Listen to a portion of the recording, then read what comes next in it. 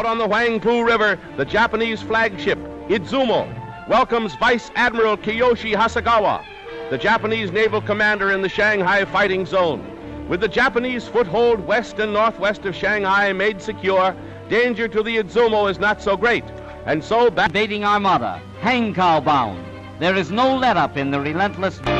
Yet despite merciless flagship for a time, bombing, ceaseless air raids, a symphony of destruction that shatters every river town in sight, Nipponese progress is slow.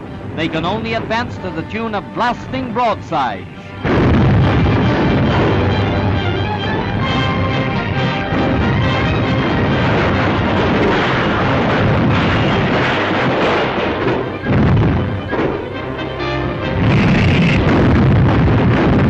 Against China's temporary capital.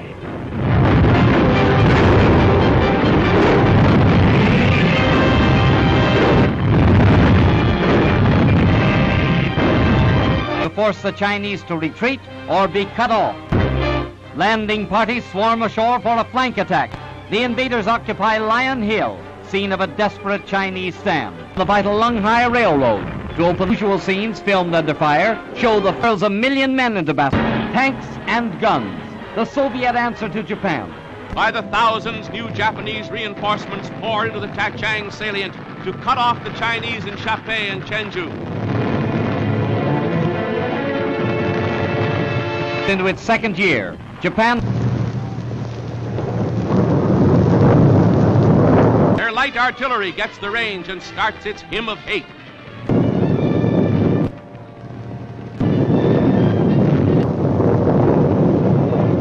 In the struggle she has yet to win, from which few return. General Sun Shai-sun. This time the Japanese power drive is last hope. The Chinese troops dig in to sell their lives dearly at bayonet point or in savage suicide for the moment, but the tension remains and may again loose the fury of war on the far eastern front.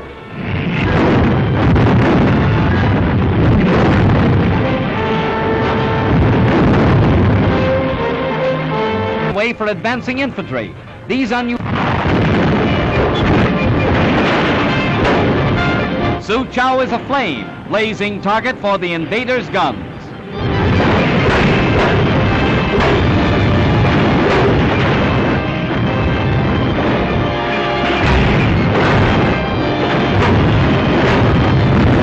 And wide, only ruins and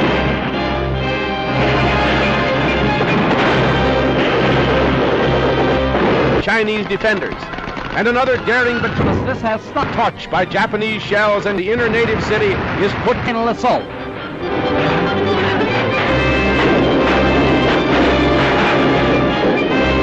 Battering rams irresistible. Japan's steamroller goes ahead. It's a miracle how anybody lived through this. Steel rail barriers planted in the streets will still halt Japanese tanks and winning battle after battle, taking town after town. But nature steps in and falls. The Japanese vanguard storms the burning city. Fearful of ambush, the Nipponese are set to mop up with a vengeance, but Suzhou, all they find are flaming ruins. Costly to Japan's military machine are such victories as these. Expenditures, $5 million a day. Casualties, but Hankow is still 135 miles away. Japan's ultra-modern tanks storm an ancient walled town, 32,000 dead, countless wounded. The prize, a city in ashes. Yet Nippon's army rolls on through the walls of Suzhou. Nanteo, Shanghai's final burnt offering as Japanese guns blast a final rain of fire and steel on Nanteo. Long drawn-out war in a city's streets nears a raging, furious climax at Shanghai. Here, Japanese bombers have set fire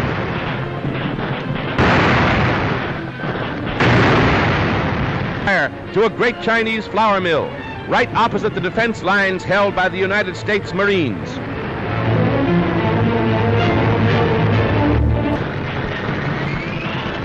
A night of terrible suspense and fear along the Huangpu waterfront and throughout Shanghai. As China's army retires to new positions, determined to fight to the end against the invader, now shouting, "Banzai!"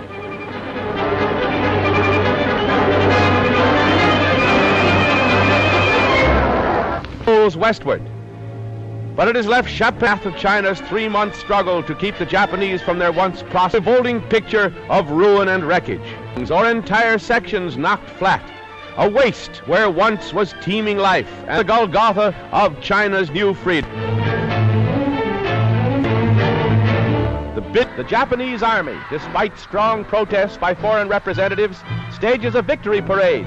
The entire Japanese population, from Hangzhou and other sections, waves a wild welcome to the troops who drove the Chinese forces from Shanghai.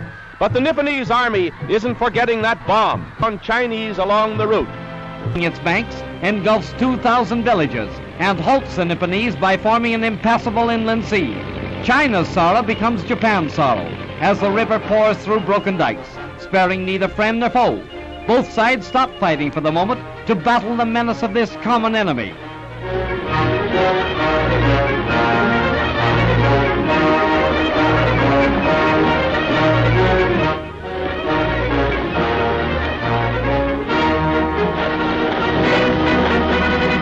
The flight from flood begins. 500,000 refugees are driven from their homes by the rising waters.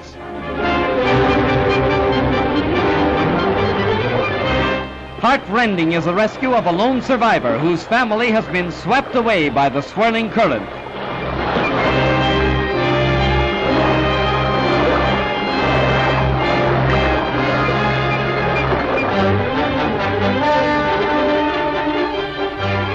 Safe on the good earth again, but they face a greater suffering. They join the vast army of homeless and hungry.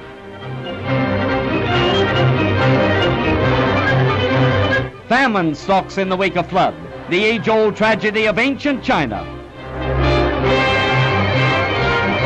Here is a picture of human despair, the exodus of those fleeing a land ravaged by war and nature.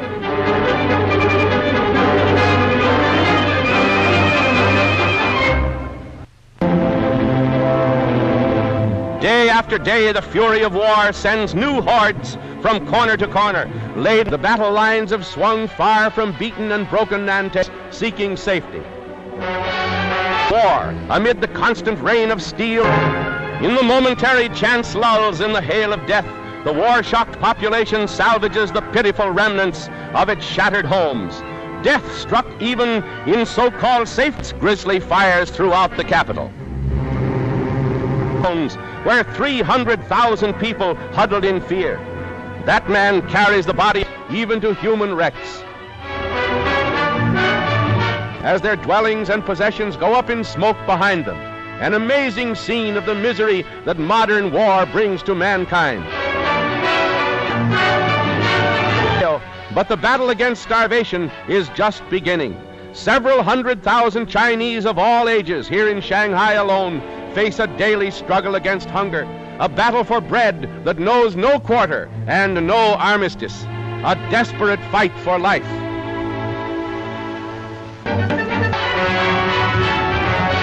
Storm the French concession by the thousand. Feeding this vast army of misery is a task that staggers Shanghai. Too young to know of war, but not too young to suffer. Saved from starvation now by the kind ministrations of the Jesuit seminary in Nanking, Shanghai's ancient Chinese quarter. Food for the mouths in China.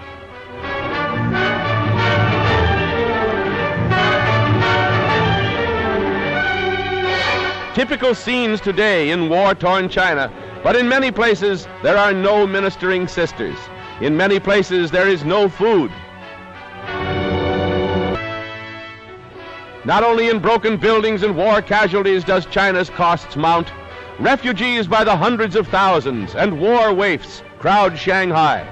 These tots, countless numbers of them, inflamed by the daily air, come trained soldiers and fight against the Japanese. Oriental Amazons, ready to die for their native land. Raid killings in their stricken land, these Chinese girls are learning to operate machine guns in the hope that they too can be. An impressive sidelight of this undeclared war in the Orient is the formation of Amazon regiments of young Chinese girls. Fired by patriotism for their stricken country, the girls have volunteered for real military duty. They are rapidly learning the art of war and are crack shots with a rifle. If they ever get into real front-line action, they'll give a good account of themselves.